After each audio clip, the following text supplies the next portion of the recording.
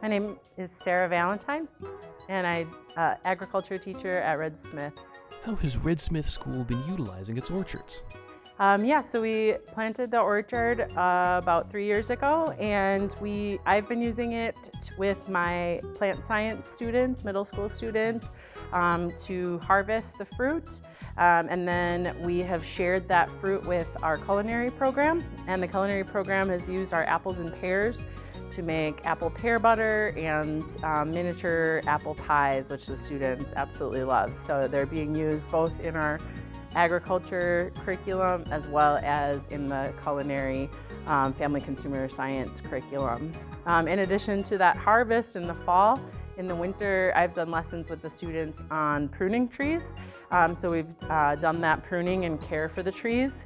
And then this year we're going to have a lesson on grafting. And so we're going to be grafting some different apple, pear, or cherry wood scion onto those apple trees and pear trees and cherry trees in our orchard. What other sources of local healthy food does the school have access to? In my agriculture classes, we're learning about growing food and where our food comes from. In our greenhouse, we start different herbs and vegetables, and we have a plant sale in the spring.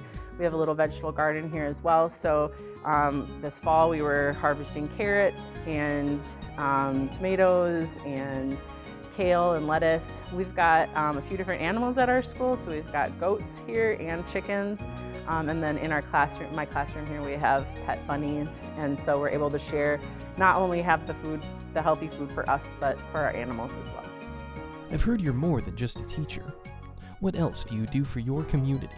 So my husband and I have a 5-acre organic farm, which is just a mile from school here. So I've taken kids on walking field trips over there.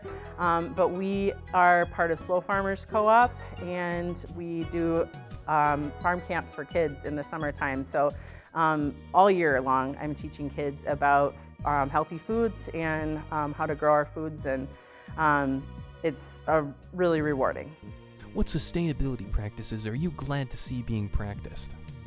As far as sustainability, definitely different methods of organic farming. So at our farm, we use cover crops to make sure that we don't have any bare soil to help keep our soil healthy. We're using, and then tilling those in as green manures. We are using lots and lots of compost to help improve our soil structure. We have pollinator gardens all over our property, so tons of native plants that are offering both water retention as well as a source of food for bees and butterflies. I've heard you're also an environmentalist. Is there anything you'd like to share in that regard?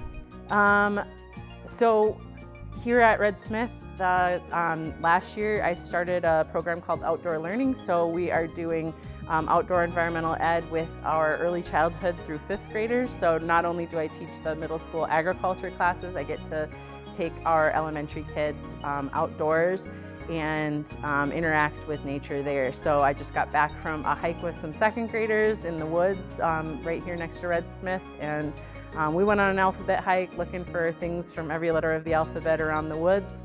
But I really love being able to get our students here in touch with nature and connected to our environment. At our farm, we have lots of sustainability work that's going on, especially, like I mentioned, the pollinator gardens are really important to us and an important piece of our farm. What kind of impact has the orchard given? It's been really positive. It's really fun for the kids to see food growing, to be able to, see that this tree's not here just, for one purpose. So it's providing shade, it's providing food, it's beautiful when it's flowering in the spring. So being able to have trees and plants that they can connect with and learn from is a really awesome opportunity. What's one message that you'd like everyone to hear?